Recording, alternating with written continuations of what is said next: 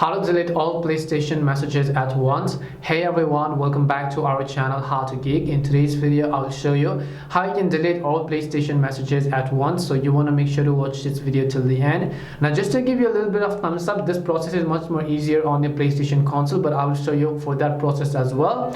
On your PlayStation, you just have to open the messages section and you have to select all of the messages at once and then tap on the option called leave group in order to go ahead and then delete all those messages at once. But if you're on your app, then you have to simply open up your application. Then you have to make sure to simply tap on the inbox icon from the top left, and here you'll be able to see a bunch of messages.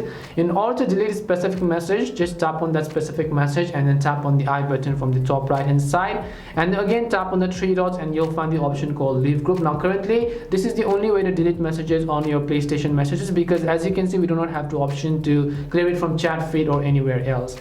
And that's all it takes to delete your PlayStation messages at once or one after another. We hope the video was really helpful, and if it did help you, then make sure to leave a like and subscribe to our channel. If you've got any more questions, feel free to leave them down. Thank you very much for watching and see you soon in our next video.